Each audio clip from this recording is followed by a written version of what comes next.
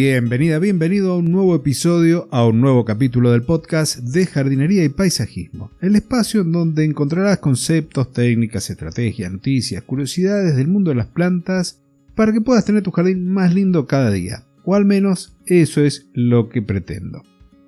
Hoy te voy a hablar de un tema que tenía idea que ya lo había tratado hace mucho, sobre los techos verdes o green roof.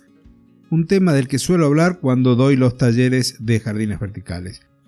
Y hablando de talleres, y antes de empezar con el episodio de hoy, quiero comentarte que estoy en pleno desarrollo de un curso profesional sobre paisajismo comestible, cómo diseñar tu jardín comestible. Si este curso es de tu interés, te pido que me envíes un correo a cursos@claudiodorato.com, así te envío el temario, la forma de cursado y mucha información adicional e incluso aquellas dudas que te podré contestar a través de ese medio.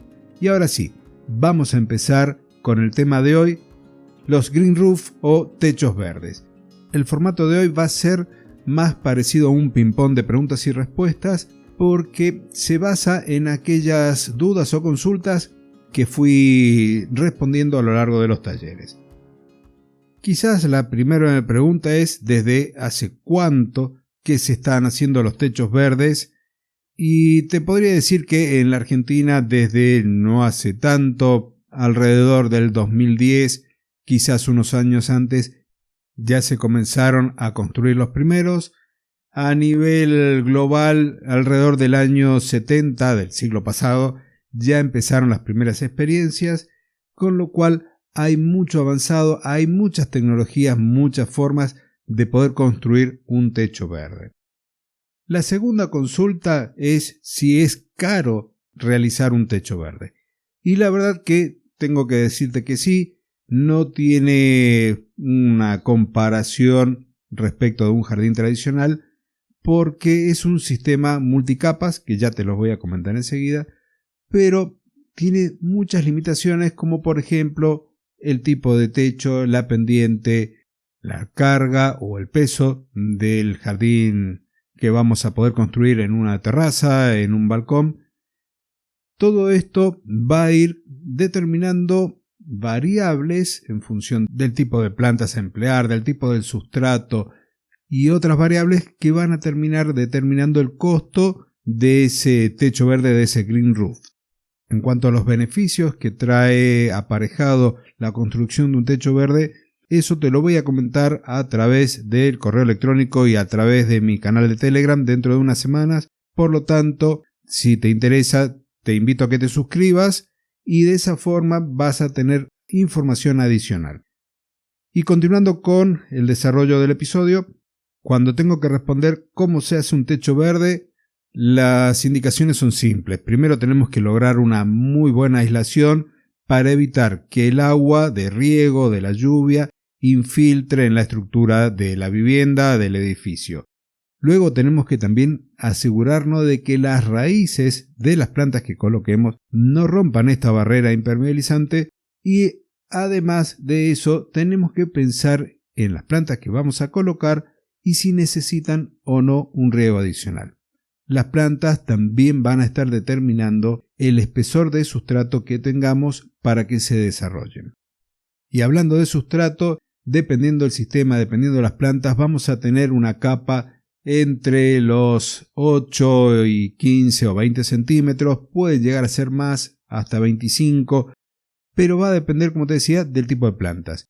La característica que tiene este tipo de sustrato, de esta mezcla de tierra con compost, con tierra de hojas, con humus de lombriz, tiene que llegar a ser lo suficientemente liviana para no estar cargando peso excesivo. En líneas generales, si hablamos de la tierra de jardín, la tierra preparada que uno compra en un vivero, en un centro de jardinería, puede estar rondando los 1500 kilos por metro cúbico. La tierra que se utiliza, el sustrato que se utiliza para este tipo de ajardinamiento, no debería estar excediendo los 800 kilos, los 750 kilos por metro cúbico. Entonces, esto se prepara muy concienzudamente, se hacen mezclas específicas en función del tipo de plantas, si se van a cultivar crasas, si se van a cultivar plantas nativas para que el desarrollo sea óptimo. El riego. En algunos casos, si quisiésemos tener un césped, podremos llegar a utilizar un riego por goteo subterráneo, de aquellos que nombramos en el episodio con Fernando la semana pasada. Podemos utilizar también microaspersión, estos microjet, para cuando trabajamos con algún tipo de plantas crasas, para complementar el agua que no reciben a través de las lluvias. Otra de las consultas es si es muy complicado o muy difícil de mantener uno de estos jardines. La verdad que hay algunos que prácticamente no se hace nada, la intervención es mínima, por ejemplo aquellos que se utilizan plantas crasas, en la cual lo que hacemos es básicamente ir eliminando plantas que se han secado para reemplazarlas por otras, ir sacando aquellas plantas que se han desarrollado espontáneamente porque cayeron las semillas, porque las llevó el viento o las trajo algún pájaro, pero en otros, en donde hemos hecho una cubierta de césped, el mantenimiento es muy cercano al del jardín tradicional. Otra consulta es ¿cuánto pesa un sistema de estos arriba de un techo? Va a variar en función de la planta que se cultive, del espesor del sustrato, pero podríamos llegar a decir que arrancarían en los 30-35 kilos por metro cuadrado hasta los 70, dependiendo también del tipo de plantas que cultivemos y del sistema que utilicemos para poder capturar el agua de lluvia, para poder derivar el excedente a los cauces pluviales y algunas variables más. Otra consulta es si se puede hacer en cualquier tipo de techo, con cualquier inclinación, y en parte la respuesta podría ser que sí, pero tiene por un lado que resistir el peso.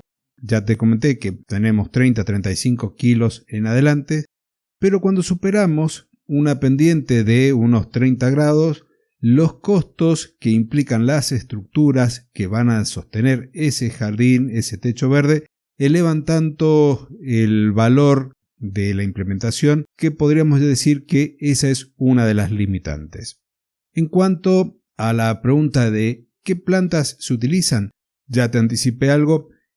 Plantas crasas es una de las opciones, requieren de muy poca agua agregada en algunos casos. Si tenemos un clima que es muy lluvioso, elegiremos otro tipo de plantas que estén adaptadas a las condiciones climáticas, por eso se recomienda utilizar plantas nativas en las composiciones. Y hablando de plantas, también la otra consulta que recibo es si se puede hacer con las que se consiguen en el vivero. La respuesta inmediata puede ser que sí.